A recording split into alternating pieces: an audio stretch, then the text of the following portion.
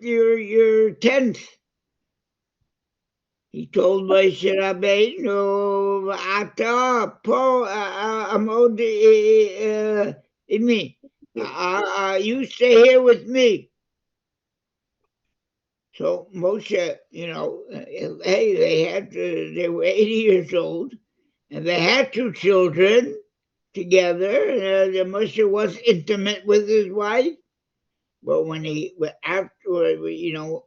when the command that nobody should be intimate during the 3 days before receiving of the Torah, and that awesome moments of the receiving of the Torah, the mountain burning, the shofar blasting, that was some scene at Sinai.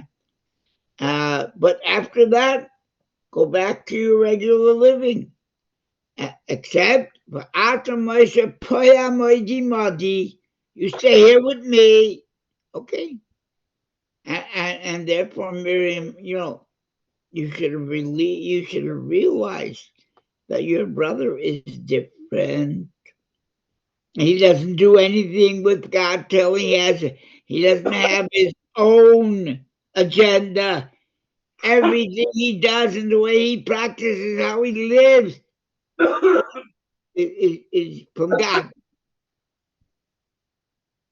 So Moshe was the only one ever that was told this, to separate. Everybody else, again, in the Torah, a man is obliged to provide for his wife their food and her clothing and her times of intimacy. A man, it's a mitzvah to be intimate, even by people who can't have children. Just the act of intimacy between male and female, love, is a mitzvah in itself. So that's why she couldn't understand why Moshe shouldn't have it. We're not, by a certain religion, they can't get married. It's against human nature. Only one person was told by God that his marital life is over now that God has given the Torah. So, but at that time, God rebuked Miriam for saying this to Aaron, and for Aaron for listening and not saying, "Hey, wait a minute, our brother Moshe is different." But God rebuked them, and God told him the difference between your brother Moshe and any of the other prophets and yourselves is a big difference. And Moshe is believed in my whole house. That means in all my Moshe was the closest person to God in history. Moshe was 40 days and 40 nights, 3 times with God, not eating or not eating or drinking or sleeping. Moshe was Ish Elohim. I don't think anybody else was called Ish Elohim. They were holy. We have the greats. Hey, we have Abraham, Yitzchak, Yaakov, David HaMelech, Shlomo HaMelech. We have, all the greats. But Moshe was the greatest. And that's what they say here in the Midrash, that who is Ish Emunos, the man who is most trustworthy, and who brings bracha with all his deeds, that's Moshe Rabbeinu.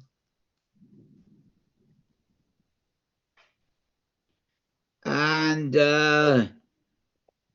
so that's the one who's called Ish Emunos. And where do we see it? God himself calls Moshe Nemon. That's the word Emunos. Lo kein Adi Moshe b'chol beso nemanu.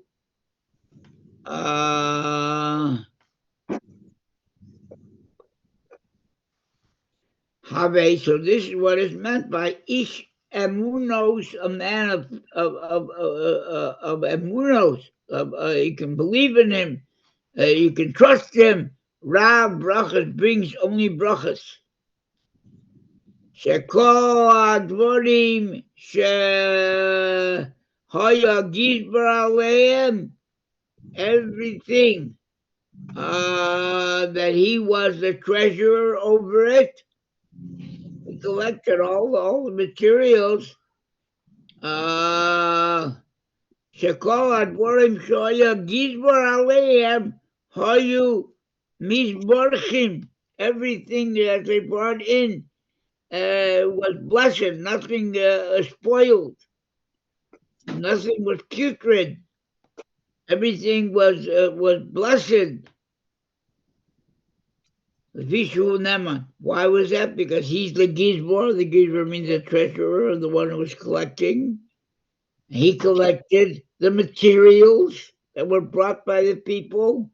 And it was very interesting. There was so much material, and it was brought in the period of 2 mornings. As you'll see later on. What's the end of that pasuk? The ot lahasher lo yinaker. Who is that referring to? Ot lahasher, running to get rich. He won't be exonerated. Who's that? Zachariah. That's Mr. Kairach. We met him, right? Shahaya Levi. Ubikesh lito kahuna gedoylo. He wanted to ascend from being a Levi to the Kohen Gadol. There's only one Kohen Gadol in Klal Yisrael, but he was jealous of Aaron. He knew he couldn't be like the king. Moshe was the king, but Aaron was the high priest.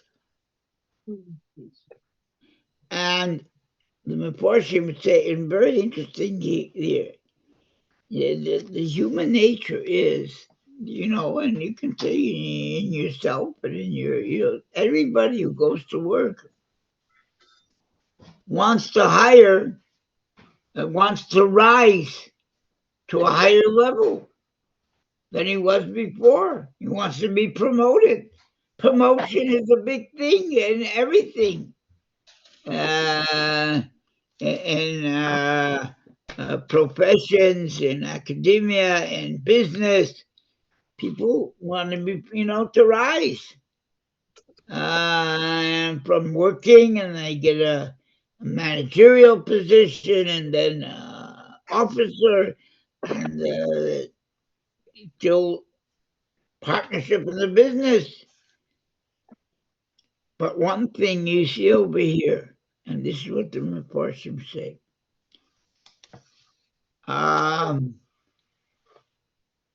He wanted to be Kohen Gadol. Hey, if he were to be just a Kohen, of the Kohanim had more honorable avodah than the Levim. If he would have just wanted that he wouldn't be called to be a Kohen. That he wouldn't be called Utz Lasher. But he wanted to go 2 levels and he wanted the highest.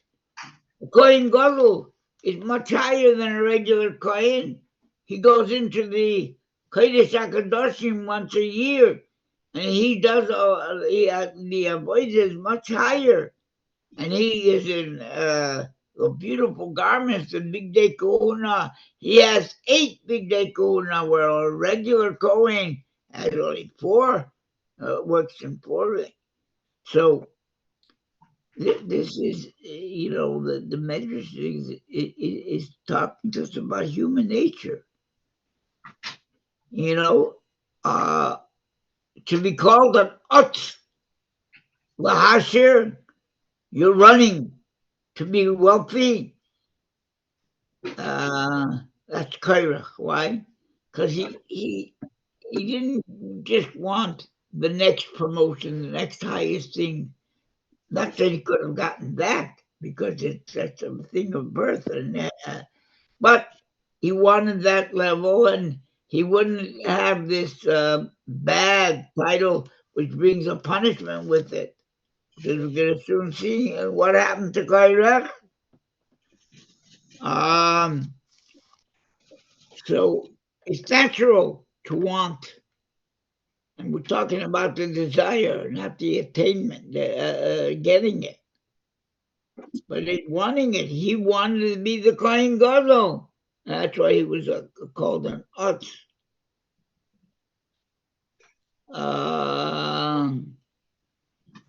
So and Lo Yanaka, he will not be exonerated, because he was what we call it in English. Korach was he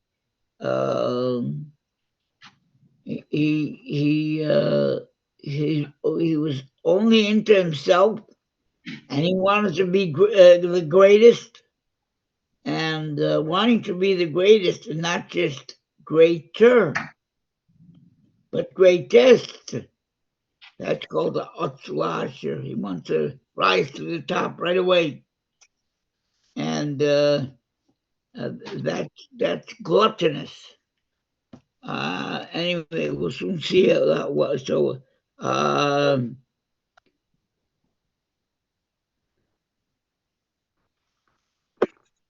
the Otzlasher, Lo Yinaka, one who is moved, hurrying to become rich. Lo Yinaka, he won't be exonerated. He's Zekairach, Shahaya Levi. They point. Ubikesh, not just to be a Kohen, but Bikesh Licho Kahuna Gedola. He didn't want to just be greater. That's a human desire, to be promoted to the next level. No, he wanted the top level right away. Kahuna Gedola, with one person for the generation, and he wanted to be that person. What happened to him? Uma Hoya Sopo. What was his end? Batipos, Batiftach, Batiposach Oret Espia. The earth opened its mouth and swallowed him in with his whole family. That's because he brought this whole revolution against Moshe, because he wanted to be the Kohen Gadol. And then there was a whole bunch of people who joined him, and they went down the tubes also, because he encouraged them. Let's have this in a form of a election. Who is the Kohen Gadol? And so what, there were 150 people who wanted to be the Kohen Gadol, and Moshe gave them a test to bring the fire offering, and only one would be taken, the fire offering, and it wasn't Kairach, and it wasn't 150, and they all went down the tubes. He made them all Ut Lahashir. So Moshe is called Rav Emunos. Ish Emunos, Rav Brachos, that's Moshe. But the Ut Lahashir, Lo Yanaka, he won't be exonerated. We see he wasn't. He went down the tubes. He was swallowed up into the hole, into Gehenna.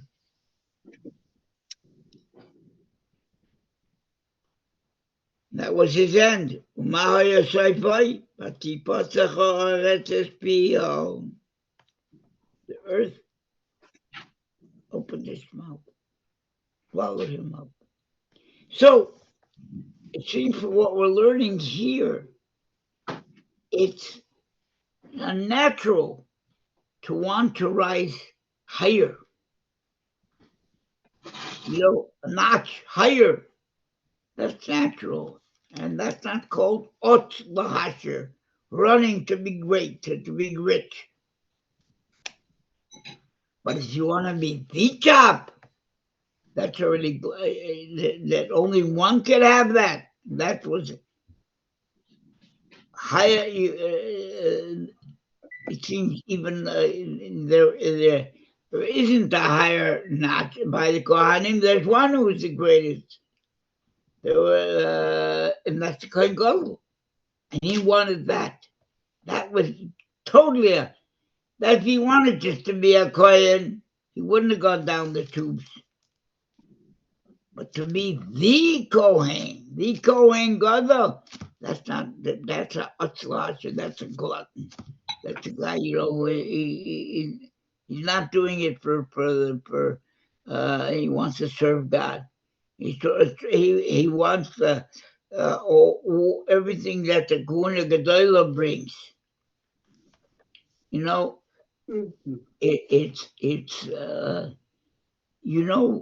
what the problem that was in the Bayis Sheni, in the second base of Midrash.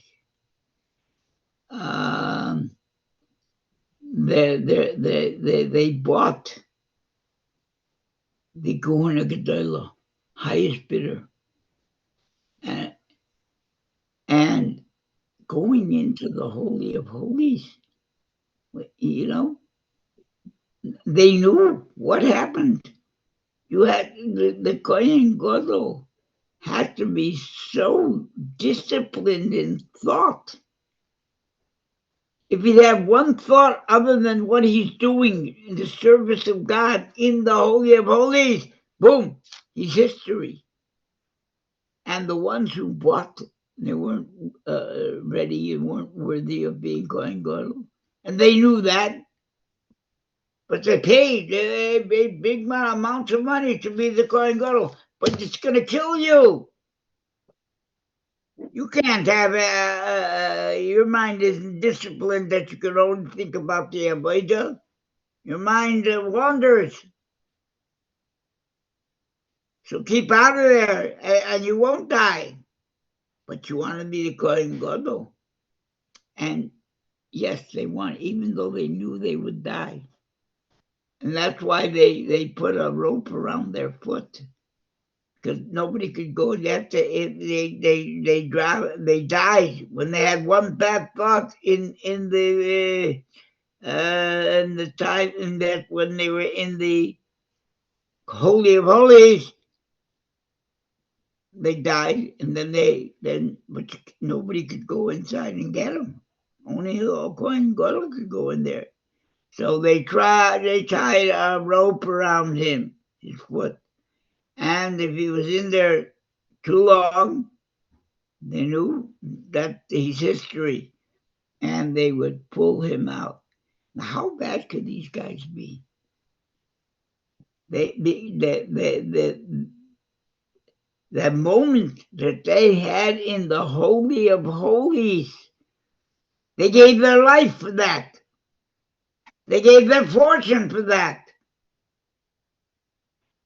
They bought the Kuna Gedola, though they knew that they weren't worthy. They went on the Madrega to be the Kohen Gadol. They didn't have the thought control that the Kohen Gadol has to have. But they would have that one moment with God, the highest level of feeling godliness. And that was worth it. That was worth it. They died for it. So how bad could they have been?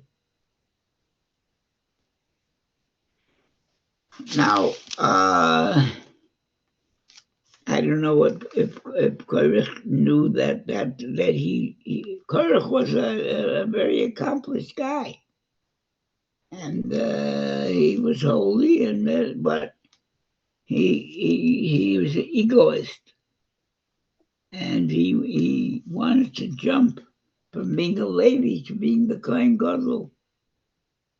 From being a Levi, you don't you don't be transformed in this level of life in our time. You know, where the Beit HaMikdash will be, you know, say we have the Beit HaMikdash built tomorrow. Those are Levies will be there. They won't. There will come a time when the Levies will all be promoted to Kahuna. But not now. Levies have to be Levies and Kohanim have to be Kohanim. And, you know, we will have the privilege to go up to the Beis HaMikdash. We can't even go now on the Temple Mount. An observant Jew will not do that because we are not qualified. We cannot. We are, all of us are Tomei. We've been under the same roof with dead people, in a hospital, in a morgue, wherever. And we can, and we have to get the Tumas Mace off of us. We have to have the ashes of the Paraduma sprinkled on us. That's not going to happen until Mashiach comes, and they make the 10th Paraduma. Through history, there's been 9, and the 10th one will be when Mashiach comes.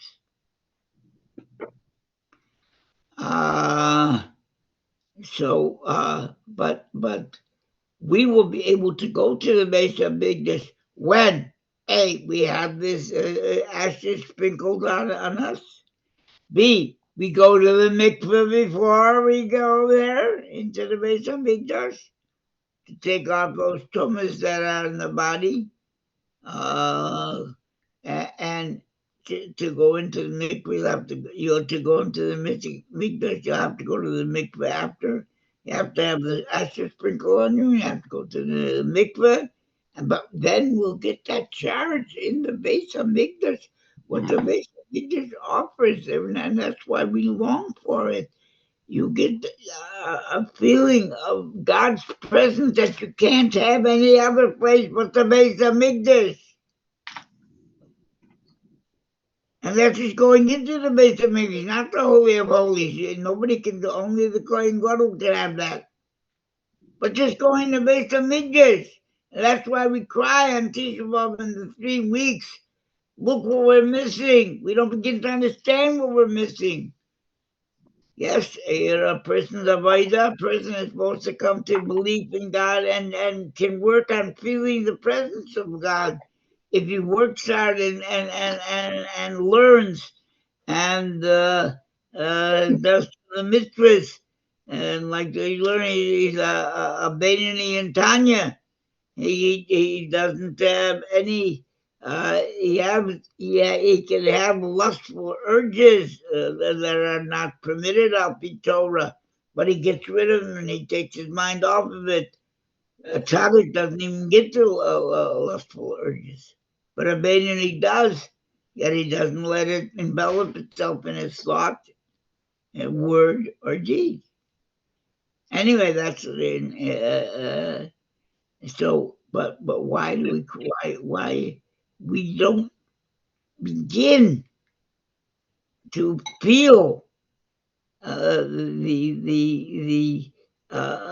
tremendous loss of the Beis HaMikdash, what we had in terms of 3 times a year going there, and everybody has to go at least 3 times a year. You could go more often by yourself, but it's a command for everybody to go 3 times a year, and 3 times a year you would get your batteries recharged.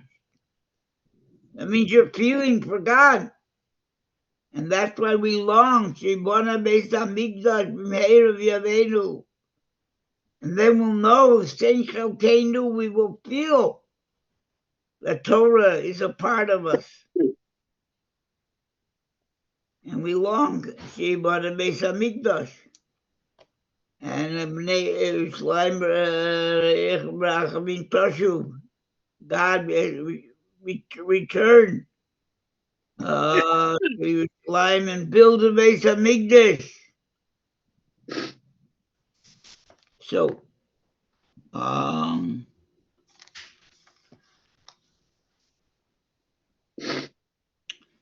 okay, we'll go on. Davar Acher.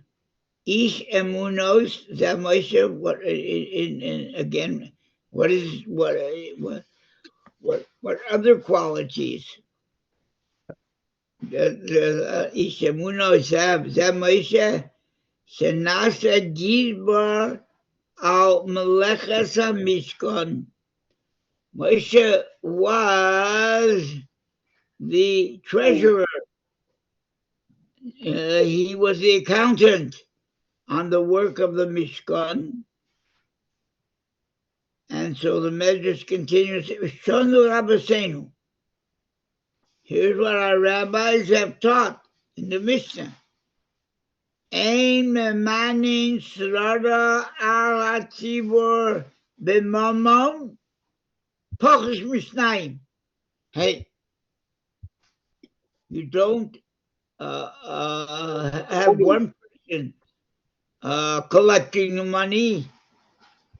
You can't have less than two who are responsible for taking in the collections for a communal effort.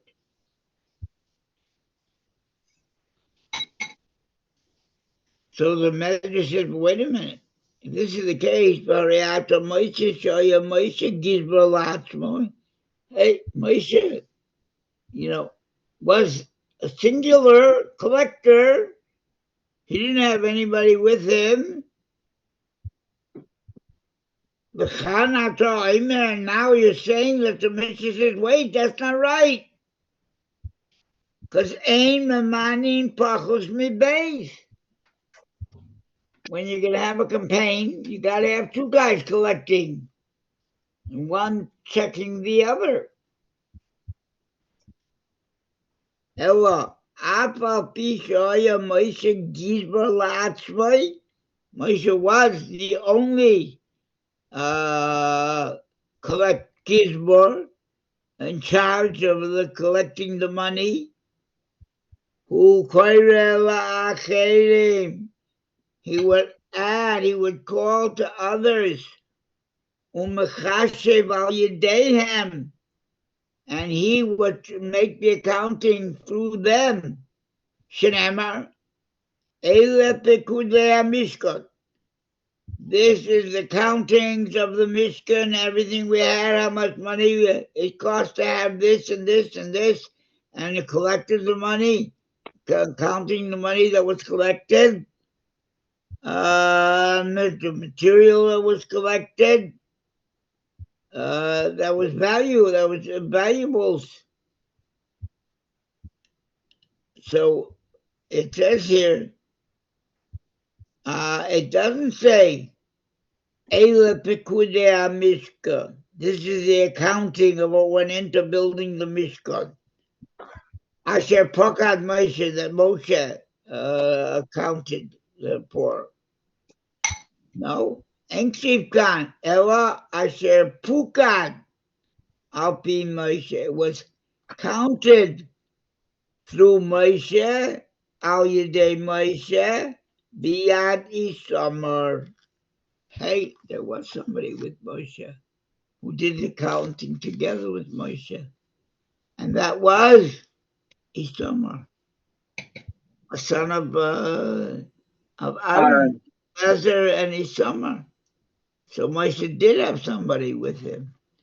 So it didn't say, in other words, where do we see that? It says, Asher Pokad Moshe. These are the accountings of the tabernacle that Moshe counted. It doesn't say that. Ain't Shipkan. Elasher Pukad, that was counted Al Pi Moshe, through and Moshe looking it over. and saying what it was, Rabbi Moshe Biyad Isamar. It was together with Isamar. So that Moshe wasn't alone, even though he was Ish Emunos, but he wasn't alone. And here we learned something important that, and we're going to say it pretty soon in the next thing we learn, that you have to do things that will make you not suspected.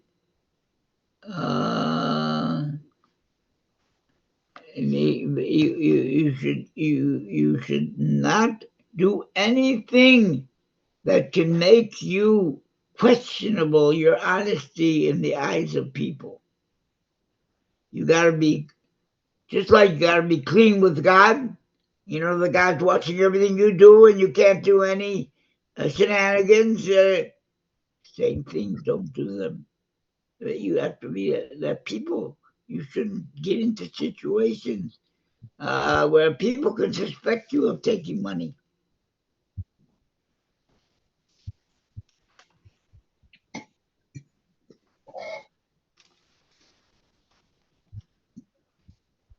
And the Midrash continues, base.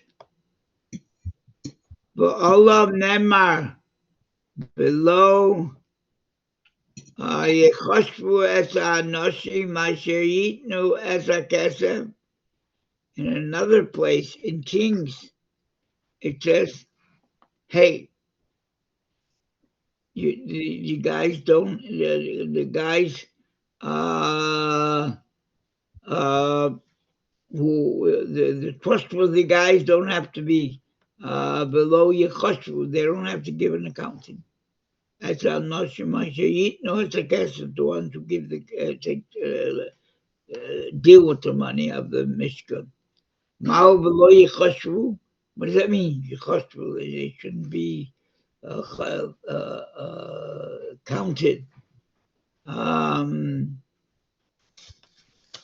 That Doro Shel Yoash. This was the generation of the King Yoash, who became king at 7 years old. Shaya Osin Be'emuna. They were all trustworthy people. Everything they did was honest. Shanu Rabbi stated, and the Midrash, it goes on to explain.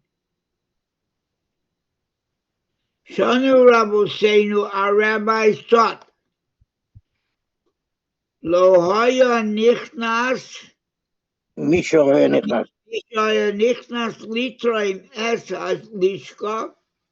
Somebody who went to take money out of the, now they had in the Beis Midrash a number of big vessels that the shkolim that Jews have to give, and every Jew has to give a chatzi shekel. And you're talking about 600,000 Jews.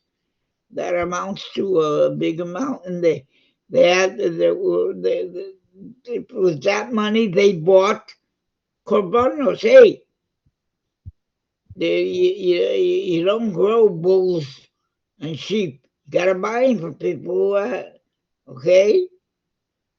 And for parts that you need, you know, for the Beis Midrash or for the Pekudei Kahuna. We have the famous story that they needed a stone for that when lost, and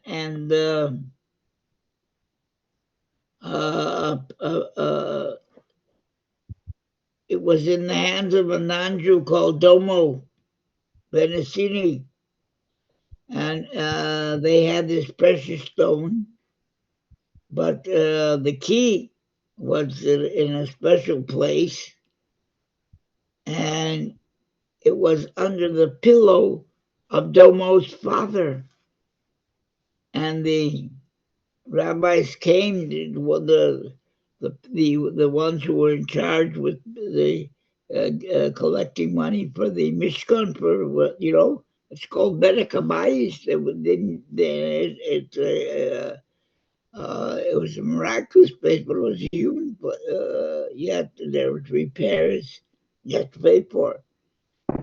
And this one stone got lost on the breastplate of the Kohen Gadol, and they knew this guy had this stone, and they came to him and Domo, and please, we'll buy it for $1,000, a big price. And he wouldn't wake his father, that the key to where they kept the diamond. They wouldn't, and so and that was it. They bring that in the place where it talks about what people do to honor their parents, and they bring this big monetary loss. They're willing to give him 1,000. Uh, um, uh, uh, but he was rewarded because they needed a para aduma. They needed to slaughter the all red cow until you found one, and he had one born to him, in his flock, in his herd. And they came and they offered him for that 1,000, and in that story, he hesitated, but he came back, and he would take the 1,000. They upped him to that maybe he wants more. We'll give him 10,000. So he said no. Uh, uh, that's not why. I mean, the amount that we discussed is the sale price. That's what you give me, and not give me 1,000, not 10,000. He was a very person of great integrity. But anyway, so again, I'm just saying this. They had. Uh, um, Urns, or what you call big vessels, in the base of Midrash, and they needed money to buy something for the base of Midrash. They would go, but the Mishnah says, "Who can go?"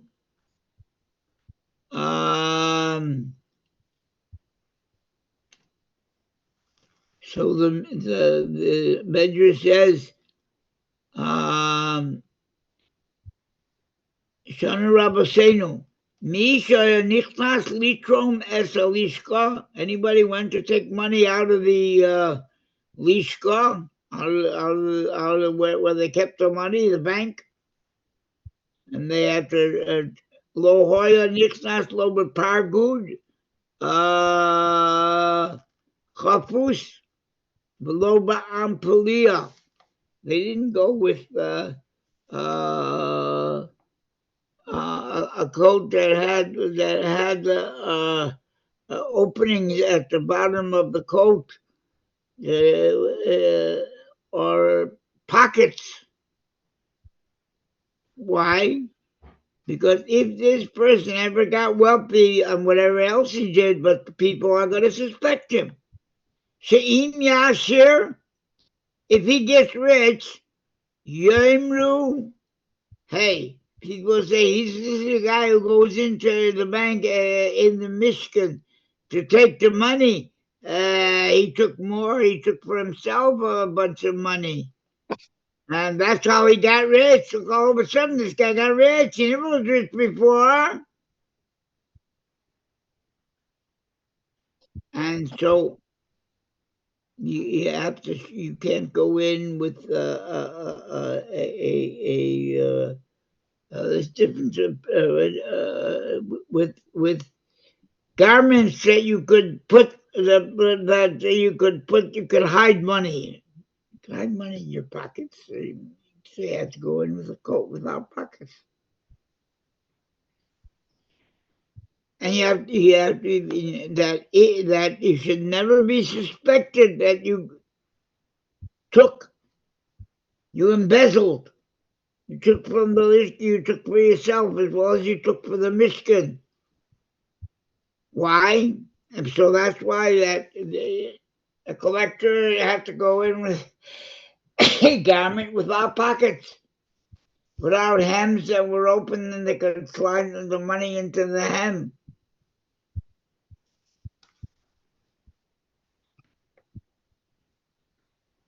Why? Even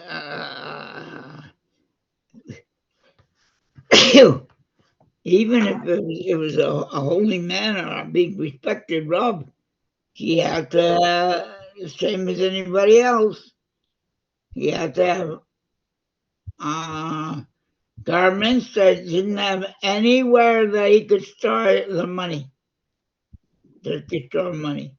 And he could only take the amount that he needed for, and that he would take with his hand, people could see.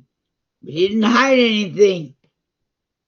Because if you get hurt, if you get rich, people would say, he took from the he took from the lishka, from the safe, just open money for himself.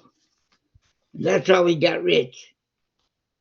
So therefore, you can't go in and with anything that can cause people to suspect you, because it says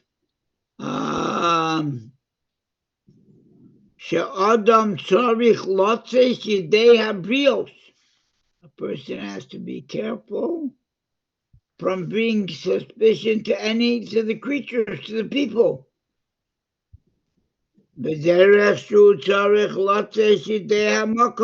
Hey,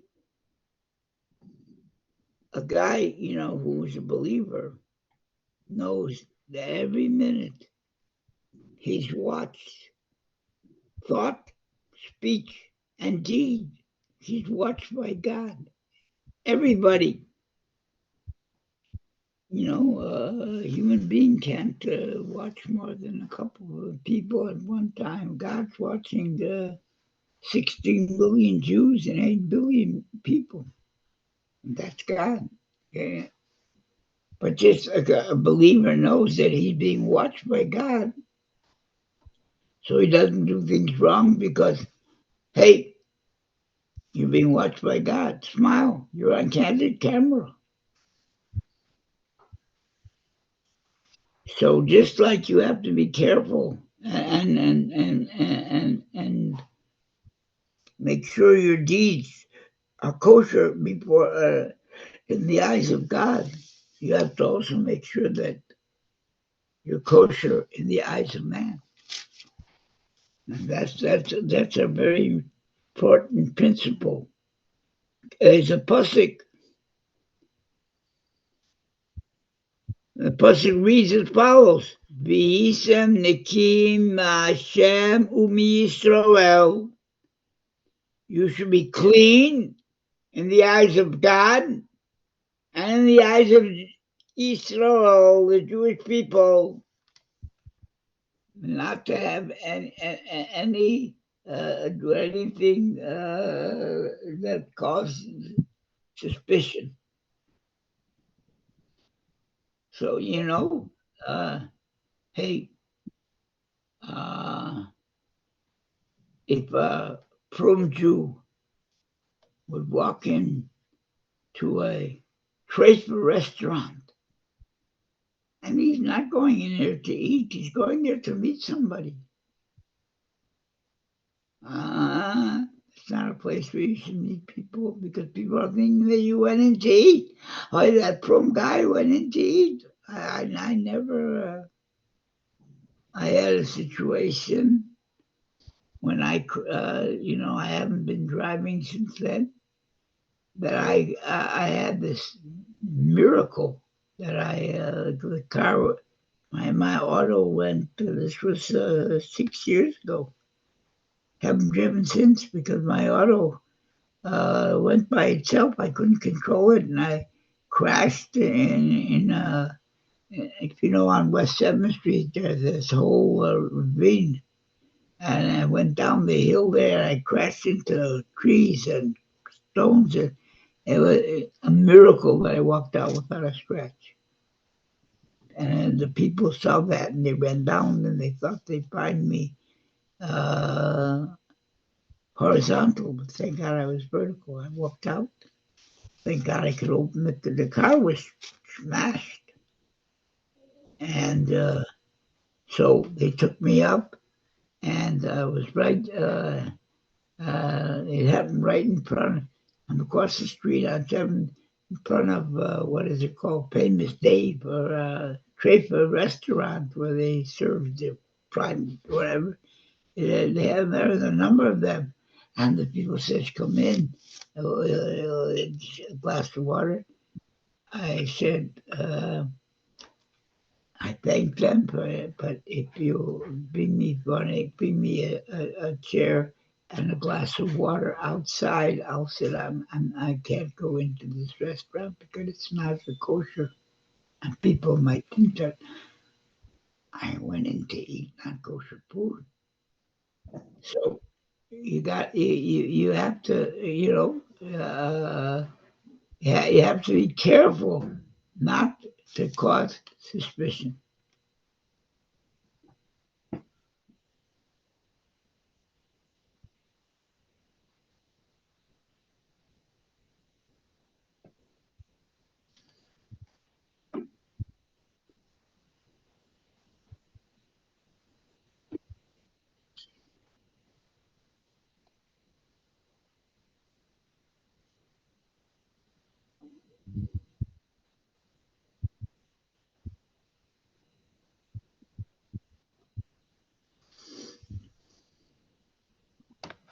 So, this is a pasuk that everybody should remember. V'yisem nekiyim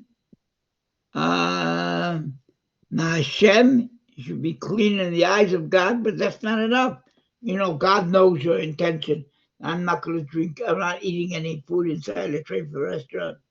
Shouldn't go in there. And people don't know. You got to be clean in the eyes of people. And you can be all kinds of examples like this. You got to watch where you go, how you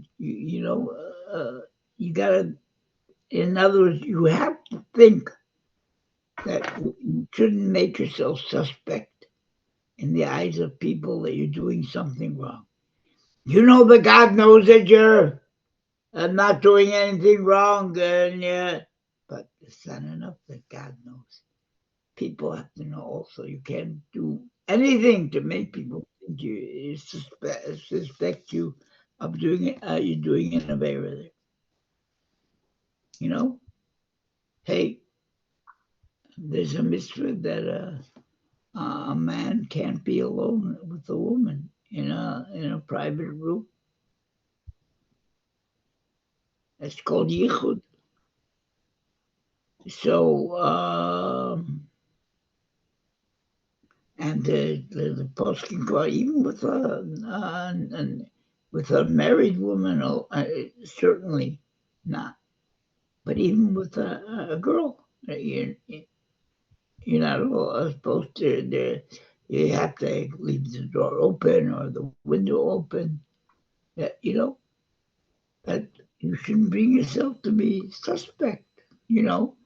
Every man has natural attraction to women. Every woman has a natural attraction to men. That's good, but you got to be careful. In order to have a relationship an intimate relationship with a woman, she has to have gone to the mikveh. She has to, first of all, be of your same faith. She has to be Jewish. She has to be a female, that's the first thing. And then a female can she can change her religion. She can become a convert. And then she has to become an observant convert. And she has to get married to this fellow. Can't live with her if you're not married to her. So you have to get married to her. So she and she has to have her hair covered, have a sheitel or at least some head kerchief. But this is, you can't be alone with a woman. You have to have the door open, and the husband around. If she's a married woman, you can't be alone at all. Even if you're not married with a girl, you have to be a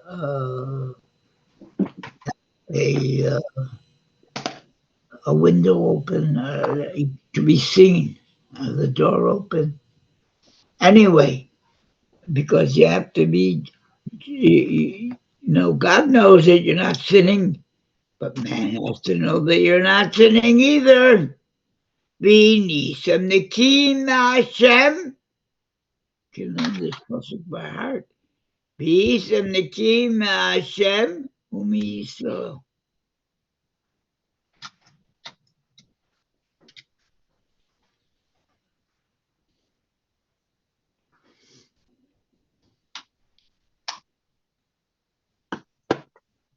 A very interesting thing. Maybe you all saw that on your phones. A very interesting happened.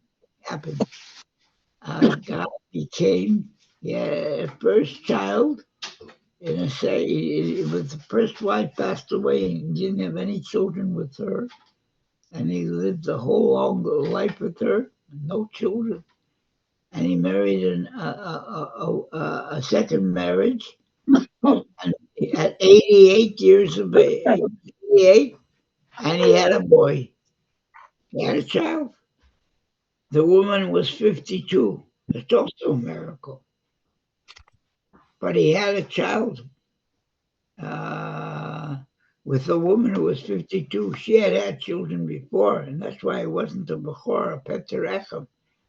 But this was a frum guy with a white beard. You said he appeared on the people dancing, a man was 88 years old and didn't have any children for his whole married life. Could be he got married, his first wife, like they do in Israel at 18. It could be 65, 70 years. The man married and had no children. And here at 88 years of age, and you can see him as a guy with a white beard, black garments, and they were dancing. I saw this scene, and somebody showed it to me. And I don't have, I have a flip phone.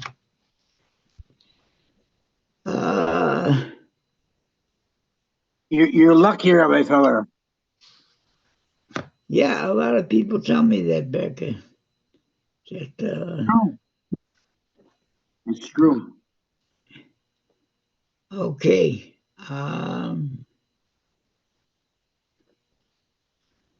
Moshe היה גזבר לעצמו על מלאכת המשכן. Moshe was a gizber.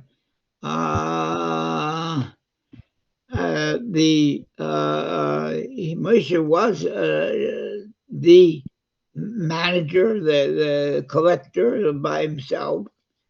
He was the one commander to assemble all the materials and money for the materials.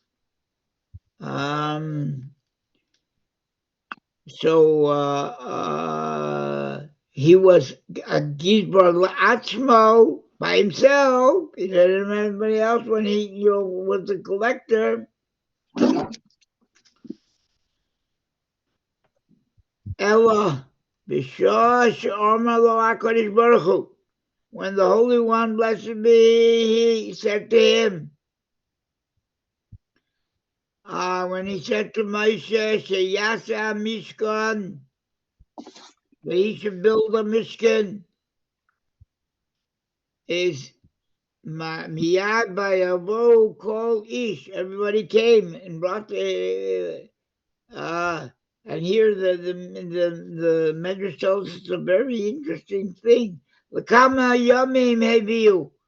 And how many days did they bring all the materials? Again, people who had this kind of wood in their possession, ateshitim, people who have the stones for the people had. Look, they all gathered from the Egyptians before they left, all kinds of items. So they were all rich, and they gave it willingly, a lot of their stuff. And so there wasn't time for him to appoint anybody else. They came running with the money and with the materials. B'shah she'amar lo HaKadosh Baruch Hu leMoshe, sheyaseh hamishkan, that he should make the Mishkan, build it miyad, immediately.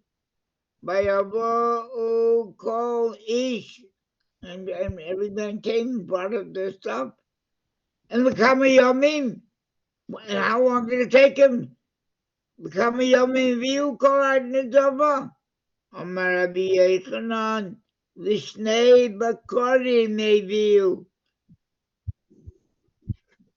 In 2 mornings, 2 days, they brought all the stuff.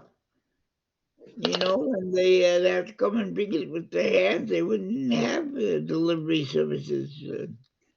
But they brought the whole 600,000 brought the stuff. It was over in 2 days. And Moshe didn't have time to appoint somebody else. That's what they're going to say. And it was enough. The malacha was enough. Nichnas Moshe Eitzel B'Tzalel. So Moshe went to B'Tzalel. Who was the architect and the builder? They with his hands, not Moshe. He wasn't the builder. B'Tzalel, I believe, was exactly 13 years old. Nichnas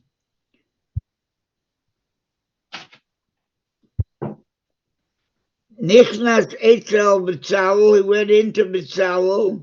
Ra shehoiser mina mishkan. There was much. They built the Mishkan, and there was a lot of material left over. Hoiser was left over. Amar lifnei HaKadosh Baruch Hu. So Moshe said to God, Ribono Olam, Master of the world, Asinu es malechas HaMishkan. We built the Mishkan. Roisanu, and we have left over. Manase b'neiser. What should we do with the extra? We got all these, all this extra material. Extra gold, extra silver, extra copper, extra seal skins. Moshe asked him, God, what should we do with the extra? Amar Lai. So God said to Moshe, Lech v'asei Bohem Mishkan le'edus. Make a separate sanctuary le'edus for the ark, for the tablets, for the edus, for the commandments that were in the ark. There were the commandments, stone, and there was the broken stones also from the first. Again, 10 Commandments is a wrong statement. There were more than 10 Commandments there. And the stones were not like you see in some pictures, the Michelangelian concept of the round luchos on top. And you see the 10 Commandments. First of all, they call them the 10 Commandments, 5 on each side with a circle top. It was a square top. And that's a misconception. And people have, some organizations have changed it. Lubavitch was the first. Lubavitch's logo has a picture of the 10 Commandments square, like they were. But when Moshe asked God, what should we do with the extra? So now this is their opinions here. God said, make a special Mishkan for the tablets. Eidos, that means the testimonies, that means the mitzvahs, that means the tablets. Amalo, God said to Moshe, Lech v'aseba and Mishkan lo Eidus.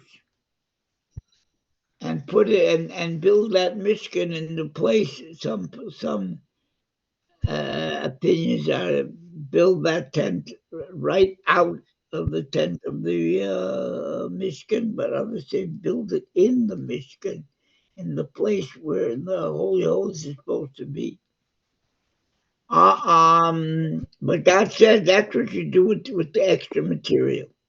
Make it a smaller Mishkan, just for the Torah, for the Edus, for the commandments. Again, the commandments were in there, and the Sefer Torah was in there, in this ark, with the Keruvim on top, with the angels that look like children. The Keruvim were on top of the. They were miraculous. They had movement. When they were the Keruvim on top of the ark, when they were facing each other, it means God was with them, and the people were good. And when the Keruvim turned away and weren't looking at each other, it means that the Jews are not being good, and God is not with the people. Anyway,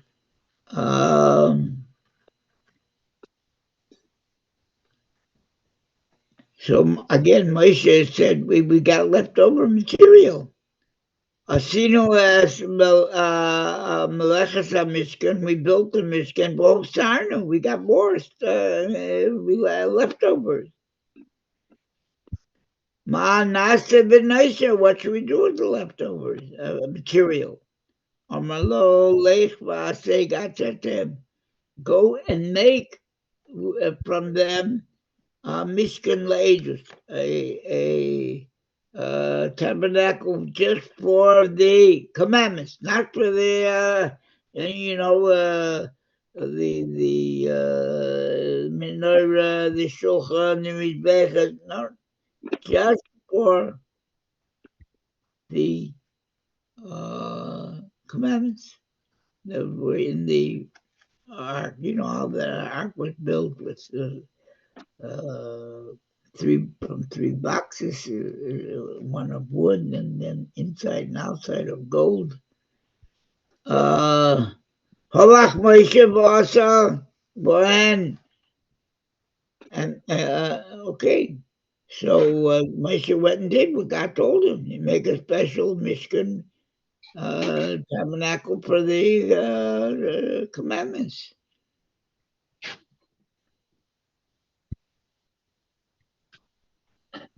Halach Moshe v'asa Bohan. Moshe went, and he did. He made for them special. That's what he used the material for. Kivin Shabbat Litein Cheshbain Amalem. when he wanted to give an accounting for how all the materials were. Kach v'tach yatzon Mishkan. This is what we spent on building the Mishkan. These are the materials that went into there. And with the extra material, Osisi,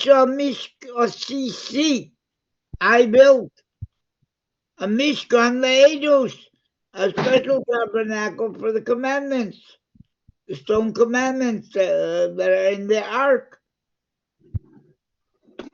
Habe Eile Pekudei Mishkan. That's why the sentence reads in the Torah, these are the accounting of the Mishkan, and that's where everything else was, but Mishkan Ha'edus, a separate Mishkan Ha'edus, a separate, there's a Mishkan, and there was a Mishkan Ha'edus that was built with the extra material.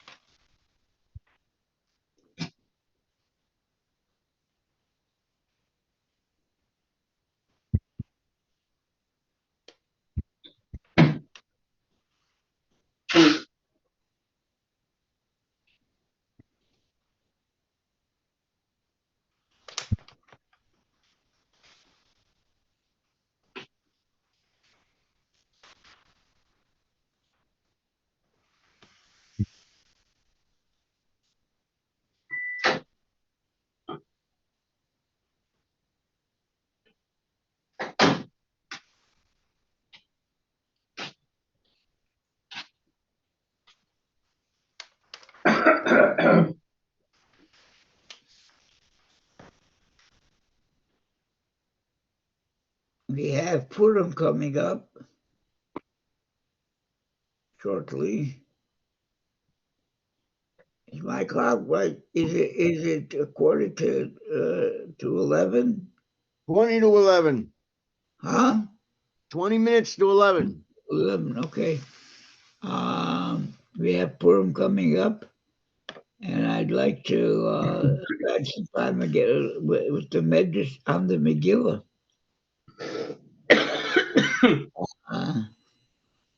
And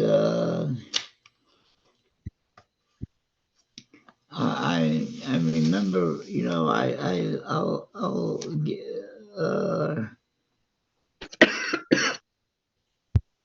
tell you something that in the Midrash on the Megillah, it says, that was this the Gezerah that Haman made on the Jews. The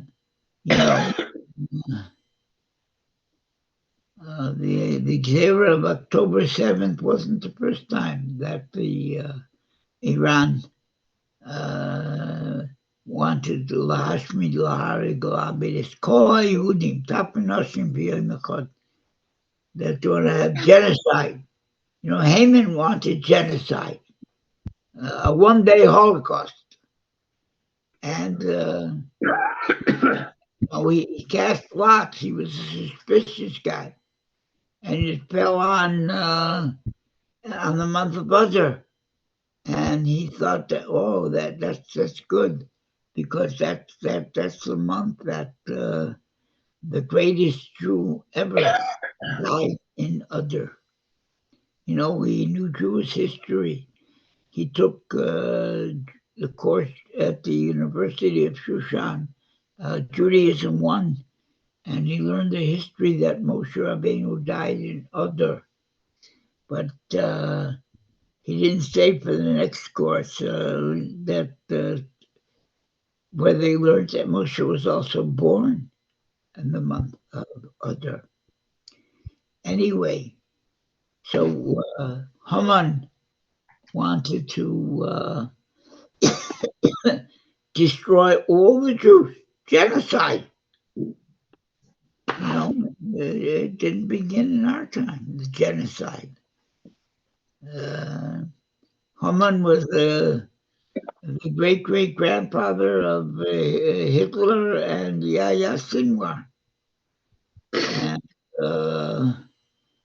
anyway, so Mordechai, Mordechai was appointed by who was the relative, all kinds of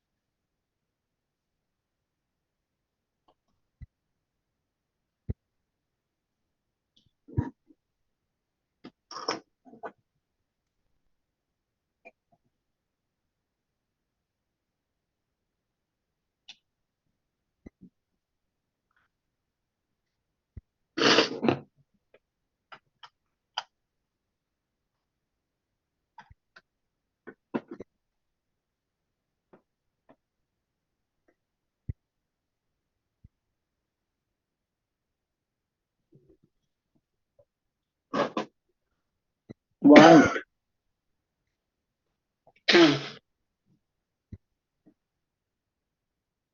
No, why do you think it's over?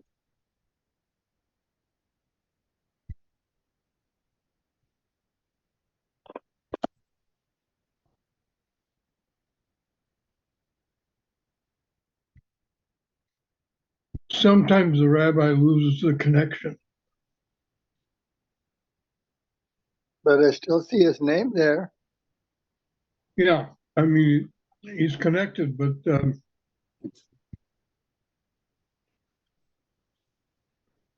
should I call him on the phone? I think you should, just out of courtesy. Because he didn't say anything about ending the class, did he? No, he didn't.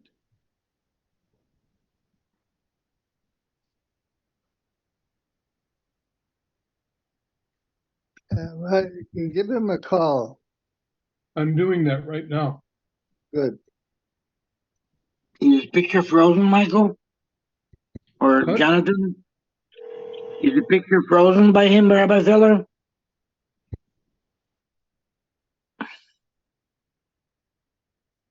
hello. Rabbi, we're not hearing you on the Zoom. I don't. How did that happen suddenly?